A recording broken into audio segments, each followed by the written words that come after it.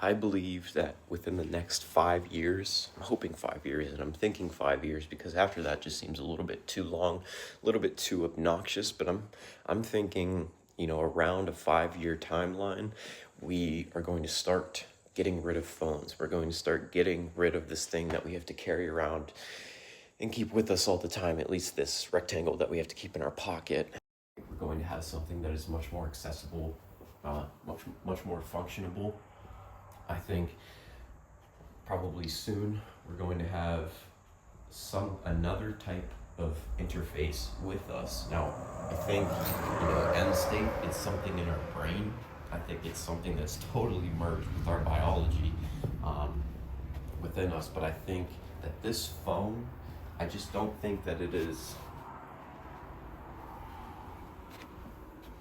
It's not going to hold out for much longer because really, let's think about this. It's been what?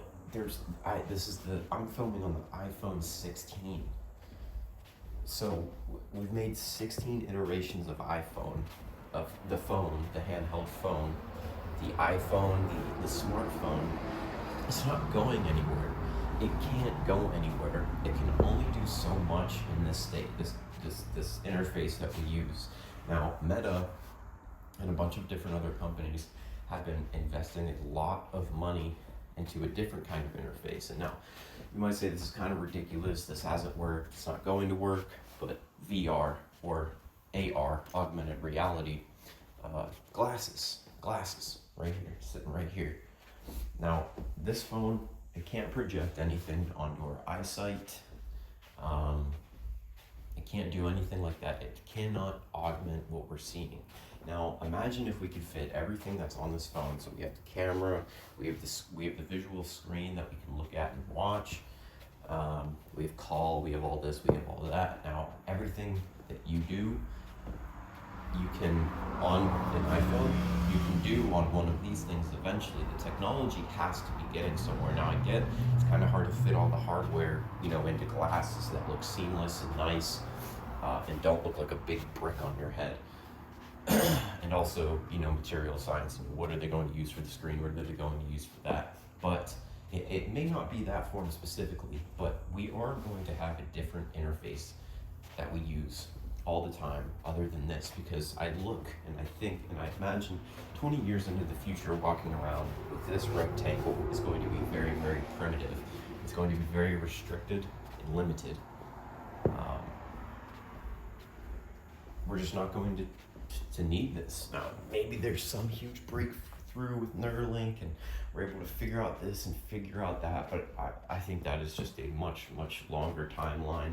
There's not many companies that are really looking into doing that. It's risky. It takes a lot of time, a lot of resources, a lot of money. It has a lot of risk involved, but I think that is end state for, cyborg technology. And like Elon says, we're already cyborgs. We just carry this thing around us, and it's just all about how can we make it a more seamless integration with our biology. But yeah, I'm thinking glasses. I'm thinking just something that I don't know. I guess stays on. Even that to me seems kind of primitive, but it is a little more seamless because we're going to be able to augment the things that we're seeing. So, like for instance, if AI had tapped into my vision, not my eyeball vision, but the vision of the glasses, and was able to see, maybe that mailbox out there, and it said, hey, and I said, hey, I want every mailbox to have a unicorn horn on it. Now imagine if the hardware in those glasses was capable of doing that in real time, was capable of augmenting the light. So, it's very nice and sunny outside, but let's say I want to make it dark and gloomy. Is it going to be able to do that? Is it going to be able to, and it augments sounds? Is it going to be, what is it going to be able to do? Now it's really, really fun to think about Neuralink and what's possible with that, but I just have, I have no idea how something like that is possible. Now I understand you can put the Neuralink in and somehow it sends out these signals that maybe we can find a way to manipulate the different parts of the brain, what type of neurons are firing, this or that, and especially with AI-assisted technology, maybe it understands more than a human can, a human engineer designing something like that. It's so fascinating, and I think that if you've ever seen the show Black Mirror, uh, people have this thing where they put on their temple, they put on their temple right here, and they sit down and their head goes back, and then they go into a different reality. Now, I don't know. Part of me says something like that is never possible. That would never be possible. But who knows? I mean, who knows? But yeah, I'm just thinking we're at this time where whenever we want to get into technology, whenever we want to escape reality, we hold up this thing and we look into it, and part of us can kind of fall into it.